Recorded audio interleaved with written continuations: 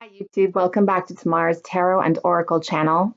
I thought I would join in and do a video response to the lovely Jessica Starr, the Story Witch, her decks for decades, sorry. And I've watched a few and I've really enjoyed them, and I thought it was a real neat little tag, very original, and one that I definitely wanted to partake in. So let's just dive right in. Okay, so I thought to kick off my decks for decades, I would share with you a baby pick that I happened to find while searching for decks to share with everyone. Yeah, I'm not exactly sure how old I was, but there I am, little Tamara. I was actually born in Cape Town, South Africa, just a tidbit that I thought I'd share with you. So this was taken there. And I was born in 1982. Gosh, when I say that now, it sounds so... Even when I say 2018, it just sounds so futuristic, like scary almost. But anyway, I am getting sidetracked. And so the deck that I chose for the first decade of existence for me was none other than the Fairy Tale Oracle by Lucy Cavendish and Jasmine Beckett Griffith. And simply because they're about fairy tales. And as a child, I would lose myself in imaginative play. My sister and I, my little sister, we would spend hours and hours and hours playing Barbies or My Little Pony or House or, just with our toys and really losing ourselves in creativity and imagination and just fun, I mean, the things that we came up with, she knows what I mean. But we had so much fun, and I thought that this deck would best represent that stage in my life. So here we have the Sea Maiden, Promises. She's very cute. Now I like Jasmine's work. I love the larger than life, overly expressive eyes. I don't actually use any of the decks that I have of hers. I think I collect them more for the artwork because I find them very well done. And yeah, but I just thought that this one would really embody that kind of fairy tale-esque era. Gosh, I make myself sound so old. There's the Little Mermaid, Ariel. I'll just show you a few that I really like. I love Rapunzel. I think one of my favorites is Rumpelstiltskin. Gosh, now being older and you realize how dark these fairy tales really are. Like, I thought I'd share with you very quickly. I have the complete fairy tales of the Brothers Grimm, all new 3rd edition. I have not read it. I mean, I've read bits and pieces and parts of it, but it's quite thick. Just thought I'd have that in my collection. And boy, they're dark. And then the classic favorite fairy tales of Andersen and Grimm. So it's a nice big storybook. And I've sat and I've read The Little Mermaid. Oh my gosh. Horrified when I read the original version of it. Anyway, yeah, so these are just some things that I have in my collection. Oops, that's upside down. That resemble the fairy tale theme that I'm going with here. Oh, Rumpelstiltskin, here we go. I started watching Once Upon a Time, I think, in the first season and I just sort of lost interest. But, I mean, it was well done. My mom, I think, watched it till the end. I'm not sure if it's finished but certainly a few seasons under its belt.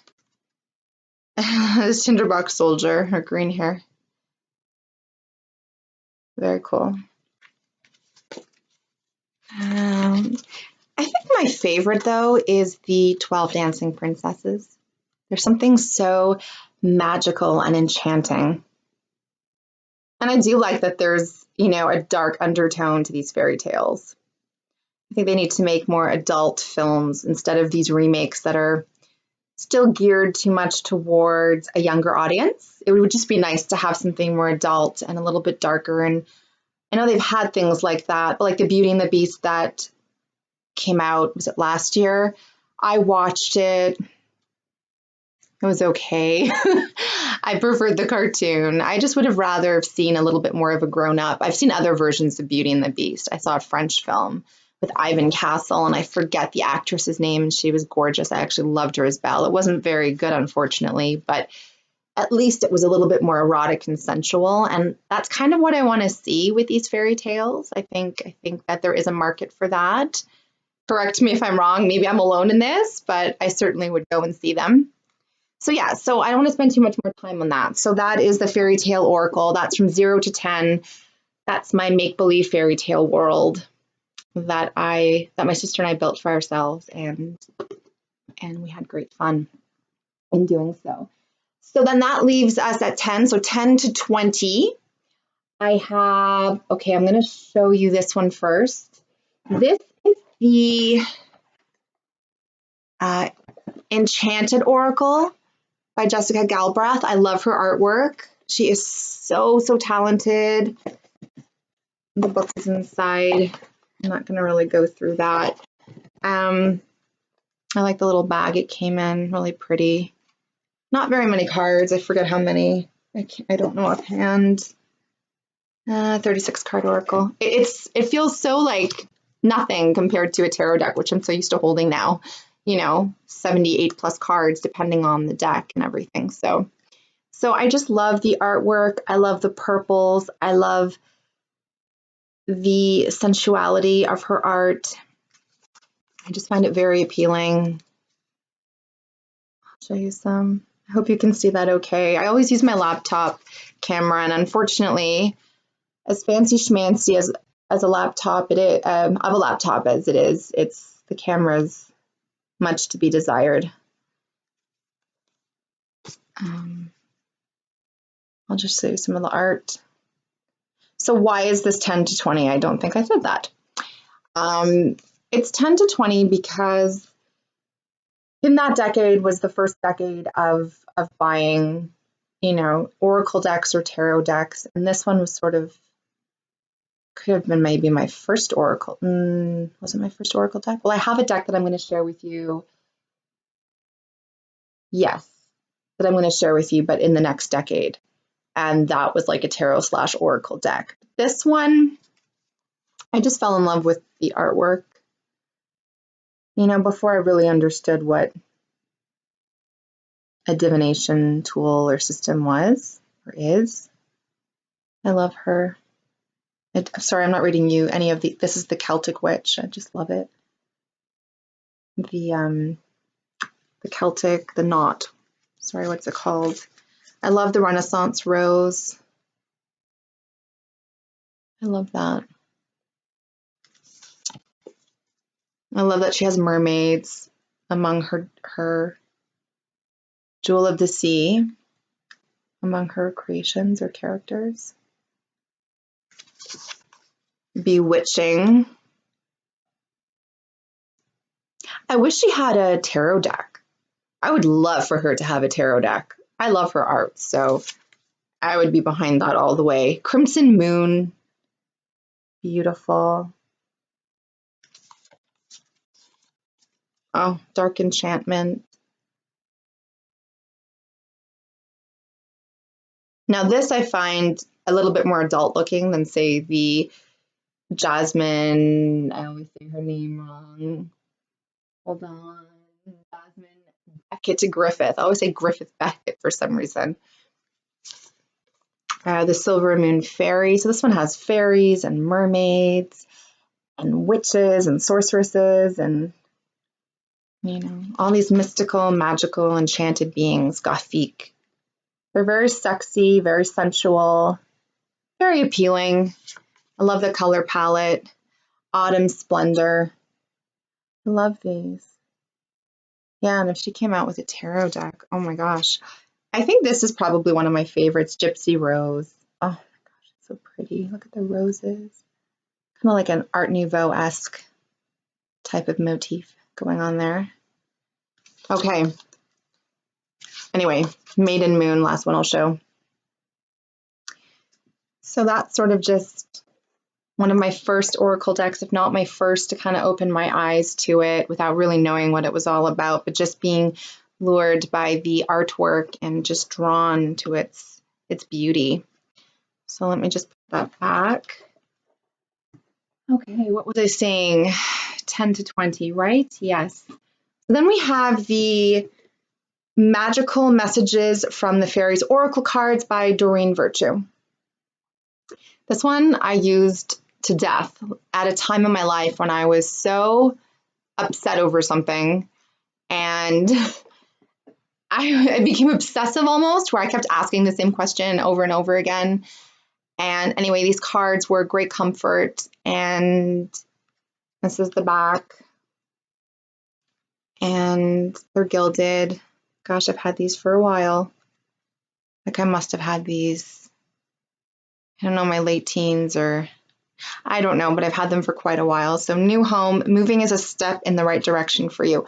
These are just like affirmations, things to kind of help gently nudge me along and give me some form of reassurance and comfort, which it did, but I was in a very emotional state and place at that time. But first, you know, I was drawn to these cards. I kept coming back to these cards because they were so easy to pull one, and it just said a clear message. And if I needed to take a look at the book, then I could, but it pretty much told me all I needed to know. You know, one of those little Doreen Virtue books. They're pretty good. Birthday, significant birthday holds the answer to your question. They're very sweet. Very sweet indeed. I love this one. Admit your true feelings to yourself.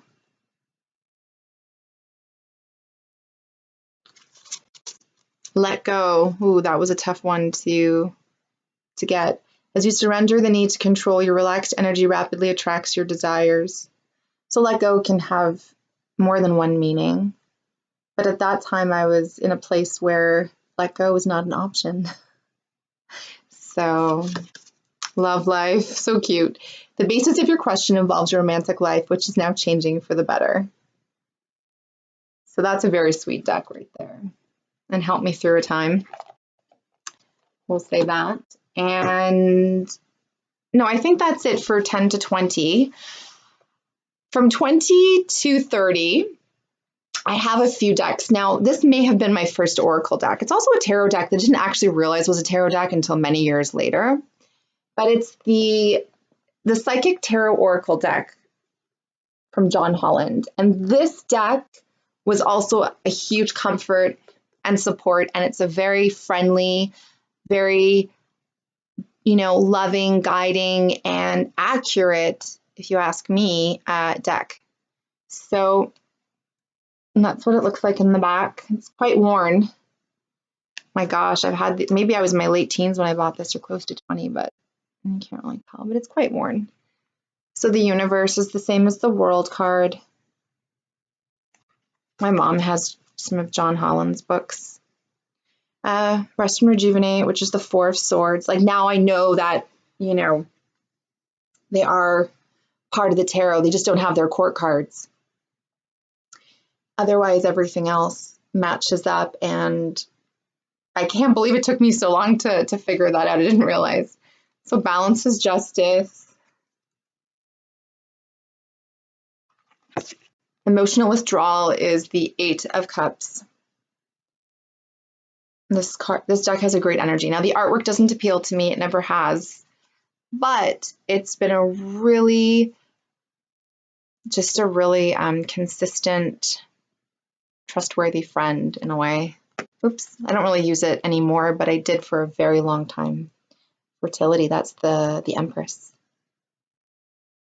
I know there's the love one, but I just wasn't feeling it. I feel like just this one is the only one that I need of that type of deck, because the art is much the same. And this is Wisdom. This is the Hierophant.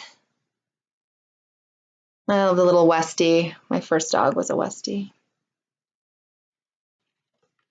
New Beginning, the Fool. So this was a deck that certainly helped me a lot. I picked it for 20 to 30 because I feel like the bulk of using it was in that decade, and for a time I used it quite often. So here we go, the Sun, 17, Hope. Highly recommend this deck. Like, I feel like it's just so on, right on, spot on, rather. The Heartache and Loss, the three of, this is the swords. So they're color coded, as you've noticed. So the blue is for swords, the indigo is for wands, the red is for pentacles, and the green is for cups. So yeah, the last one will show you Triumphant Success. The sword. The ace of swords. No, it's a very good deck. It's a, I have to use this again.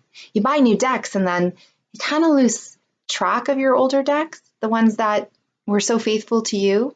You know what I mean? I think we've all been there. Okay, so then we have my very first tarot deck, the Zerner Farber. Oh, this is not the one I added. Sorry, this is not my first one. This is part of the Tarot Discovery Kit. But the one that I'm referring to is from the Instant Tarot Reader. I must have it put away, but anyway, it's the same thing. And they're borderless. They're about bridge size, maybe a little taller and narrower, so maybe not bridge size, poker size. Yeah, about that. And I feel like this is more of the Thoth system than it is Rider-Waite, without really realizing. And they all have keywords that I have memorized and made a video on and have never forgotten. I love this deck because it is my first deck, and in my 20s, well, I got this deck, I guess, in my late teens. I think it was like 18 or 19 when really I got any kind of deck. Like, I grew up collecting Marvel cards, and my sister thinks that that's where the appeal has come from. I love the art in Marvel cards, not so much the comic books, but I mean, very cool art in the comic books, but I have a binder full of hundreds and hundreds of Marvel cards, and just gazing over the art and the sensuality and the eroticism and just the beauty of it. Like, wow. Maybe I'll share that in a different video, but I used to be pretty hardcore into that. And as I got older, I went on eBay and I just ordered the missing cards that I didn't have. We had these hobby shops all over the place, not as many anymore, unfortunately, but growing up, we certainly did. And I was so excited. X-Men was my favorite. The cartoon was amazing, but we're talking like in the early 90s, the original, not the evolution for the younger generation. I don't know, it just isn't the same for me. But then I also grew up, in the early 80s, so we're talking like He-Man and She-Ra and Thundercats. Oh my gosh, I used to have the little action figures, and then we moved. I don't know if we moved from South Africa here to Canada, but maybe it was in that move and I lost the action figures. And I mean, you can find them now. It's never quite the same. I know somebody who won't take them out of the box, and he collects them, and they're worth a pretty penny. And I've been into shops like down and around downtown Toronto, and there's some great stores with all these really cool memorabilia. And anyway, I'm getting sidetracked, but I have a cousin, and he was always like a big brother to me, and he got me into all that, the whole world of Marvel. Not even just Marvel, it was like DC, it was all of that stuff, and it was just the art and just all of that, just the fantasy of it all, and I really loved that. So maybe that is where this is all stemmed from, because I do love different kinds of art obviously art that appeals to me. Not every art does, but not every art form appeals to everyone. And I just think that maybe that's sort of where my love for cards possibly comes from. So I'll just show you. This is the Queen of Pentacles. She means good fortune. This is the Tower. This means crisis. This is the Star. It means illumination. This is the Princess instead of the Page of Pentacles. And this is practicality. This is Death. This means transformation. This is the Devil. This means trickery. Okay, this is the 7 of Hearts instead of Cups, and this is Illusion. And last one I'll share, this is the 3 of Swords, which is Sorrow. So great little deck. I also have the Enchanted Tarot, which is what this is based on. Oops. This came out actually after the Enchanted Tarot. And I do have that. I have, if you saw what I have here, it's trying to keep it organized. Sorry for moving out of frame. And then this is the Enchanted Tarot. The second time I bought it, I think. Yeah, I go a little nuts. I think I trimmed one. Oh, yes, I did. Of course I did. I trimmed, oh, where do I have that? I trimmed one, and I just wanted to have one that wasn't trimmed. So these are color coordinated. Much the same as the smaller deck is, except it's just a bar across the bottom. So this is from 10 to 20. And no, it's not. It's from 20 to 30. This is why I shouldn't pick so many decks. And these are the backs. And this was, again, just my first real exposure to tarot without really realizing much and knowing how to read the cards at the time, but having it and loving it and appreciating it for what it was. And I will always love it. Always, always, always. Okay, so comes with a great book. Monty Farber is an exceptional writer. His wife, Amy Zerner, created the tapestries that you see in each one of the pictures. I have that mentioned in other videos. I won't go on about that too much more. So then we get to 30s to 40s. So I'm going to be 36 on Saturday, May 19th. Yay, me. And I have, okay, it's hot in my room. Basically, as I've gotten older, I've always had slightly more sophisticated tastes. I mean, I guess I wouldn't think of myself as not being cultured. I do enjoy culture, and I enjoy the arts and things like that. So I find myself very much drawn to art decks, and a few that I'll quickly share with you. Oh my goodness, so awkward the way I've placed everything. The Art of Life. I love that this deck, the pictures are accompanied by little philosophical phrases or pieces of poetry by famous writers, authors, poets, the greats, as they say. So the Art of Life, and here, the world. So all that Adam had, all that Caesar could, you have and can do, build, therefore, your own world. I just find it very apropos. Oh, and I didn't mention the woman who created this deck is from Toronto. So she is Charlene Livingstone, taught art and English to gifted students in Toronto. And she currently works, well, I don't know if she does now, but certainly when this deck was released in the Art Gallery of Ontario, otherwise known as the AGO, which I have been to many times and continue to go to. My favorite time period would probably be the Victorian, like the pre-Raphaelite, Edwardian, yeah, the romantic era. So this is the back. This is a Klimt, Tree of Life, I think it's called. Yeah, maybe. And death. Death twitches in my ear. Live, he says, I am coming.